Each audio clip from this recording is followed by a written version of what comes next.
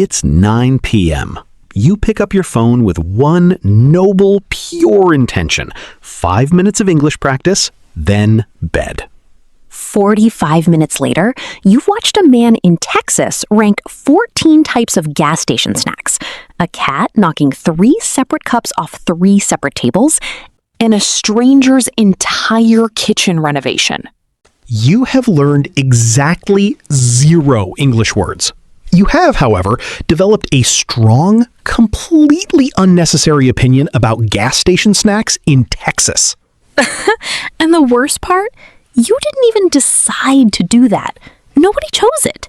Your thumb just quietly took over your entire evening. This happens to genuinely all of us. Constantly. Not because we're lazy or undisciplined, but because scrolling apps are quite literally engineered by extremely smart people to make this exact thing happen. So today, we're talking about how to take a little bit of that time back without deleting every app in a dramatic one-day panic and turning it into real English progress instead. This episode is called Scroll Less, Learn More. Let's get into it. Hey, welcome back to Enjoy English with Noah. Today's topic is a little different. Part mindset, part practical strategy, all built around one very relatable, very human problem. Screen time that quietly eats away at study time. We're not here to shame anyone, honestly. We scroll too. This episode is about working with that reality, not pretending it doesn't exist. We'll walk through why scrolling is so effortless, why studying can feel comparatively hard, and several small, genuinely doable ways to shift that balance, even slightly, in your favor. Plus, of course, some natural English phrases along the way for talking about exactly this very modern struggle. Let's get into it. Let's start honestly with why this happens so easily in the first place. It's genuinely not a willpower problem. It's a design problem. There's a great phrase for this feeling, lost track of time, meaning time passed without you noticing, almost like it slipped away silently. Lost track of time. And there's also fell down a rabbit hole, a lovely, slightly chaotic image, meaning getting pulled deeper and deeper into something, one video leading endlessly to the next.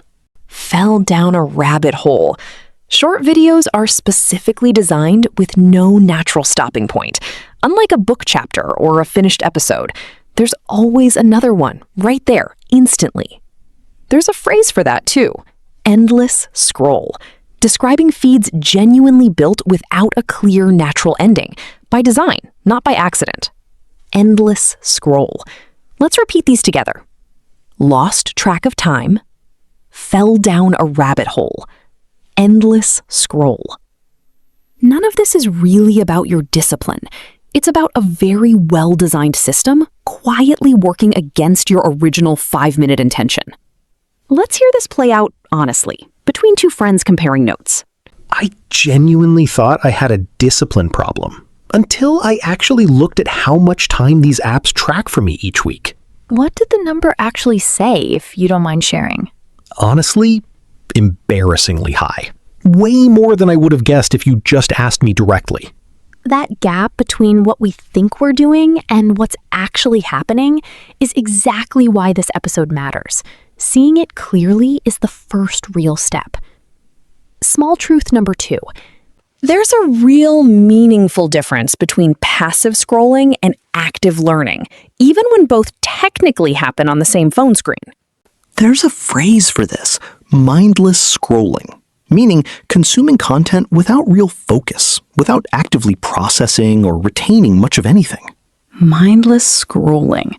And there's also active engagement, meaning genuinely focused, intentional interaction with content, the kind that actually builds a skill over time.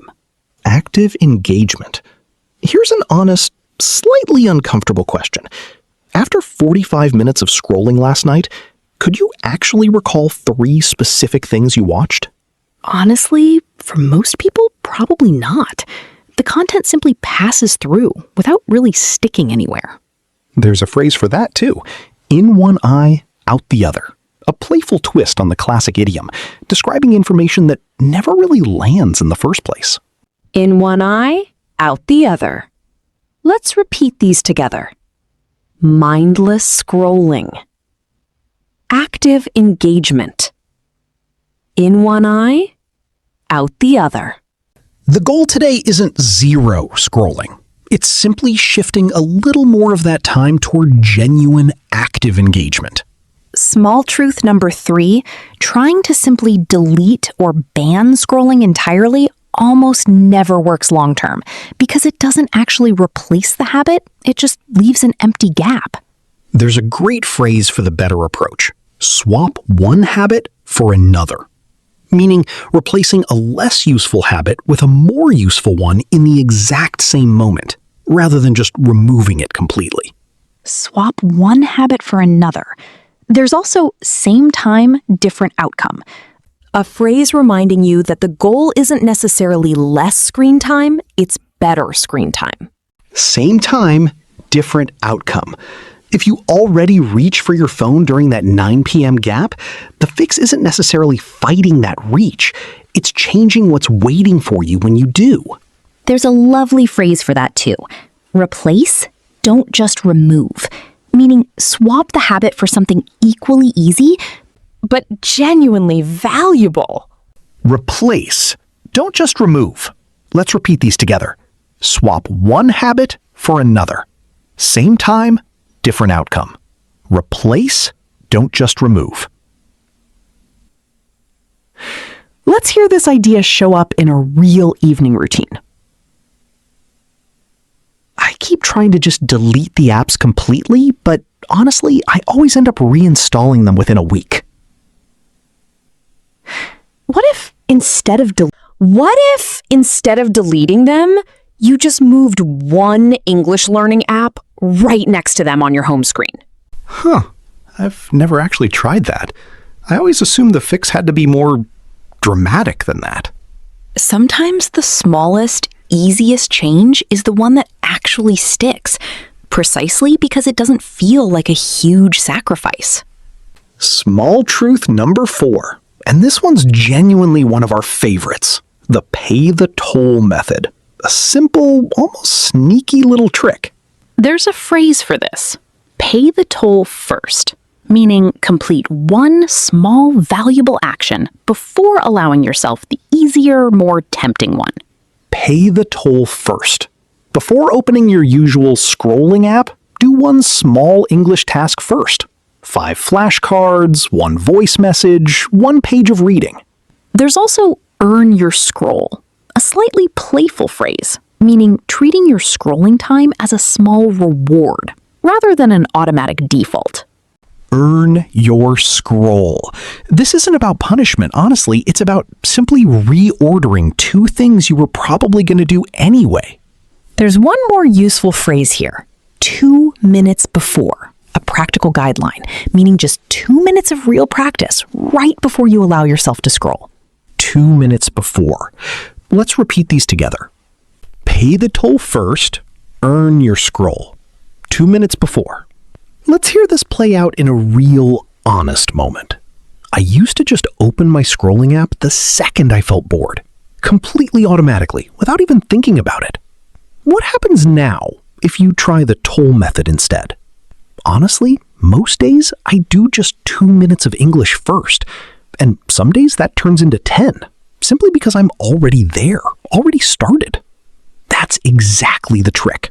The 2 minutes isn't really the whole goal, it's just the door that gets you started. Small truth number 5. Your feed isn't fixed. It's genuinely trainable, shaped by what you interact with, whether you realize it or not. There's a great phrase for this. Curate your input, meaning actively choosing what fills your feed, rather than passively accepting whatever the algorithm defaults to. Curate your input. If you follow, like, and watch English learning content regularly, your feed genuinely starts shifting toward more of it, quietly, over time. There's also make your feed work for you, a phrase reminding you that the algorithm isn't your enemy. It's simply a tool responding to your actual behavior. Make your feed work for you. Every time you finish watching an English video, instead of instantly swiping to something unrelated, you're quietly voting for more of that content. There's one more lovely phrase here: train your algorithm. A fun, slightly futuristic way of describing this exact process. Train your algorithm. Let's repeat these together. Curate your input. Make your feed work for you. Train your algorithm. Over just a couple of weeks, a feed genuinely trained toward English content becomes a completely different, far more useful scrolling experience. Let's hear this idea show up over a real, honest timeline. I started following a few English learning accounts about a month ago, mostly out of curiosity, honestly. Has your feed actually changed much since then? Genuinely, yes. Way more than I expected. It's almost half English content now, without me doing much beyond that first small follow. That's such a clear example of training your algorithm. One small decision, quietly compounding over just a few weeks. Small truth number 6. Even scrolling itself can shift from mindless to intentional, simply by adding a small amount of conscious awareness beforehand. There's a phrase for this: scroll with intention. Meaning opening an app with a clear, specific purpose in mind, rather than out of pure boredom or habit. Scroll with intention. Before opening the app, try silently asking yourself, what am I actually looking for right now? There's also set a timer, a simple, practical phrase, meaning giving yourself an honest, specific time limit before you even start scrolling. Set a timer. 10 minutes, genuinely enjoyed, guilt-free, is completely different from an accidental 45 minutes that quietly slipped away. There's one more phrase worth mentioning: autopilot mode. Describing that automatic, unconscious state where scrolling happens without any real decision behind it at all. Autopilot mode. Let's repeat these together. Scroll with intention, set a timer, autopilot mode. The goal isn't eliminating autopilot completely. Honestly, that's probably unrealistic. It's simply noticing it a little more often and gently taking back control when you do. Let's hear this awareness show up in a real, ordinary moment. I caught myself opening an app yesterday without even remembering deciding to do it. My thumb just moved on its own. What did you do once you actually noticed that? Honestly, I just closed it and asked myself what I actually wanted right then. And it turned out I just wanted a short break, not really scrolling specifically. That small pause, just noticing, is genuinely most of the work. The rest tends to follow naturally once you're actually aware of the moment. Small truth number 7. A lot of scrolling doesn't even happen during long, obvious moments. It happens in small, easily overlooked gaps throughout the day. There's a phrase for this: reclaim your time, meaning deliberately taking back small, previously wasted moments and redirecting them somewhere more useful. Reclaim your time. Waiting in line, waiting for the kettle to boil, waiting for a friend. These tiny gaps often quietly become scrolling moments by default. There's also minutes become hours, a phrase reminding you just how much small, scattered time actually adds up across an entire day. Minutes become hours. Even swapping just 3 or 4 of those small daily gaps toward English instead of scrolling adds up to real, meaningful practice over a week. There's one more phrase worth mentioning: the in-between moments, describing exactly these small, easily wasted pockets of time throughout an ordinary day. The in-between moments. Let's repeat these together. Reclaim your time. Minutes become hours. The in-between moments. Let's hear this idea show up in a completely ordinary moment. I used to always scroll while waiting for my coffee to brew. Every single morning. Without really thinking about it. What if you used just that specific moment for one quick English phrase instead? Nothing more. Honestly, that feels genuinely manageable. It's such a small window, it wouldn't even feel like real effort. Exactly, and that's precisely why it works. Small, in-between moments feel effortless, which makes them easy to actually keep doing. And our final small truth for today, none of these small shifts need to feel dramatic or extreme to genuinely matter over time. There's a beautiful phrase for this. Small shifts, big results. Meaning modest, consistent changes quietly build into something genuinely significant, given enough time. Small shifts, big results. Swapping just 10 scrolling minutes a day for English practice adds up to over an hour a week without ever feeling like a huge sacrifice. There's also progress hides in small moments. A lovely, honest reminder that meaningful change rarely announces itself loudly. It usually just quietly accumulates. Progress hides in small moments. And one final phrase, genuinely worth ending on. Scroll less, learn more. The entire heart of today's episode in just 4 simple words. Scroll less, learn more. Let's repeat this final phrase together. Scroll less, learn more. However small your shift today ends up being, 2 minutes before scrolling, 1 curated follow, 1 reclaimed in-between moment, it genuinely counts. Let's walk back through everything, quickly. The scroll trap is a design problem, not a willpower problem. Lost track of time, fell down a rabbit hole, endless scroll.